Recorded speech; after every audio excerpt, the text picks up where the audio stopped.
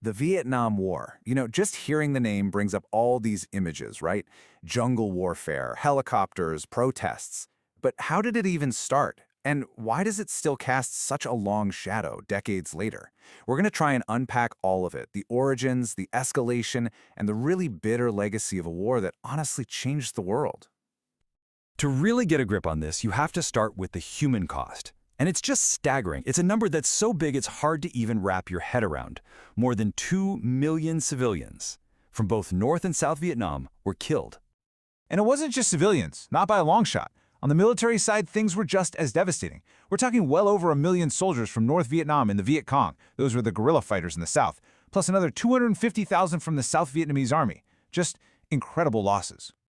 And then you have the United States, which came into this war from halfway across the world. For them, the toll was also immense.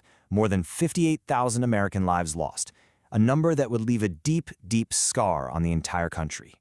So here's the thing that's so hard to square. According to people at the time, this unbelievably destructive war was supposed to have began in good faith by good people with good intentions. So, what on earth happened? How did something that supposedly started with good intentions spiral into such an absolute catastrophe? Well, to figure that out, we've got to rewind. The war didn't just pop up out of nowhere. It was basically the result of two massive, powerful forces colliding. You had Vietnam's long, brutal fight for its own independence on one side, and America's paralyzing fear of communism on the other. For Vietnam, this fight had been going on forever.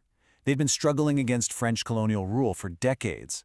Their nationalist leader, Ho Chi Minh, actually worked with the U.S. against the Japanese in World War II.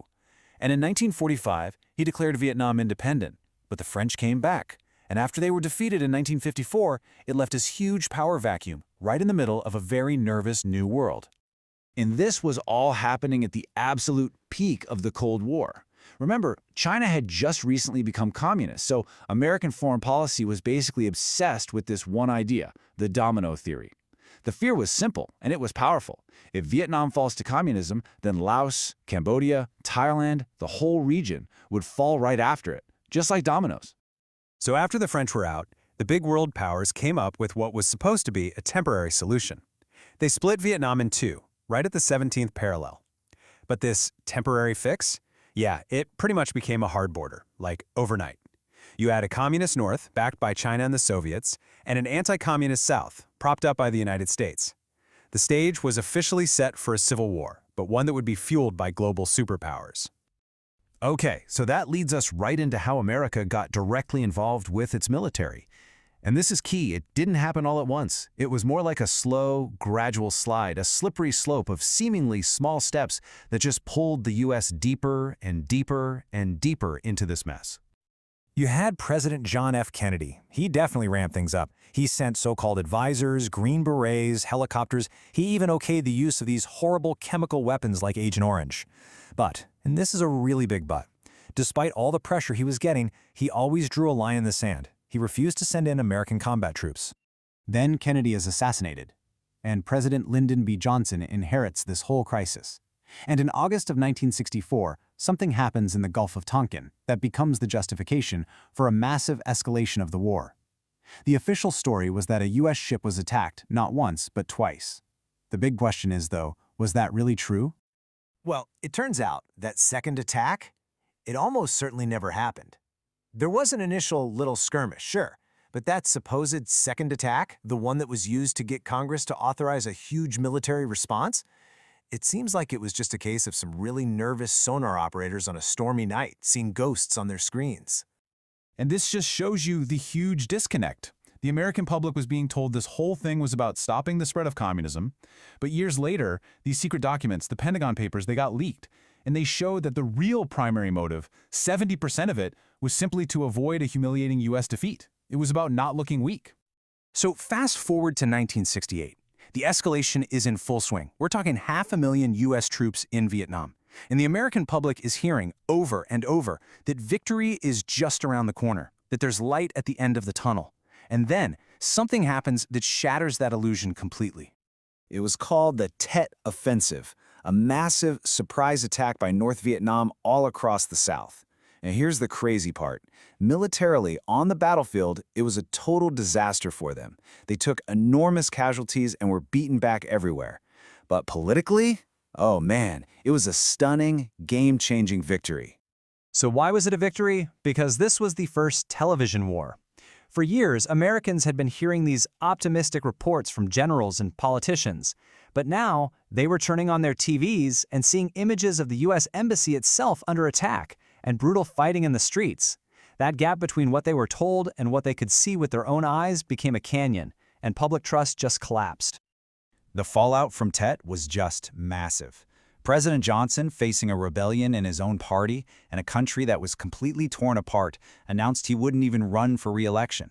His successor, Richard Nixon, got elected on a promise to get peace with honor and to finally end this war. But there was a really dark secret behind that election. Right before the vote, peace talks were actually making real progress. And then Nixon's campaign secretly went behind the government's back and told the South Vietnamese to pull out of the talks, promising them a better deal later. When President Johnson found out about it, his private assessment was blunt. He called it treason. The talks fell apart, and the war dragged on for years more. So, on the surface, Nixon's new strategy was called Vietnamization, and the idea was pretty simple. Gradually pull American troops out, while at the same time build up the South Vietnamese army so they could fight the war themselves. The goal was to get America out, but without making it look like they had lost. So after years more of just brutal, horrific fighting, secret bombings of neighboring countries, and huge anti-war protests back home, a peace agreement was finally signed in Paris. And on March 29, 1973, the last American combat troops left Vietnam.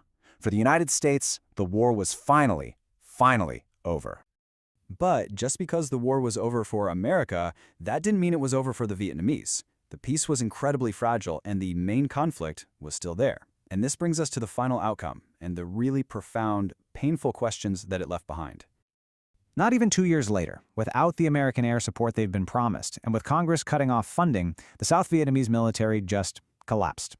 On April 30th, 1975, North Vietnamese tanks rolled right into the capital, Saigon. After 30 years of war and millions dead, Vietnam was united. Under communist rule, the very thing this whole long, bloody war was fought to prevent happened anyway. And the conflict just forced this incredibly painful reckoning back in America. It made people question everything. The logic of having to destroy a village in order to save it. The morality of atrocities like the My Lai massacre. The government lying about enemy casualties to make it look like they were winning. And this core idea that America simply could not lose, no matter what the human cost was. You know, maybe the most powerful way to sum it all up is this. This wasn't a soldier's war. The soldiers on every side fought with incredible bravery. No, this was a political war. It was driven by fear and by pride and by deception. And the immense, heartbreaking sacrifice it demanded would change both of these nations forever, leaving behind questions that, honestly, we are still grappling with today. Follow and subscribe.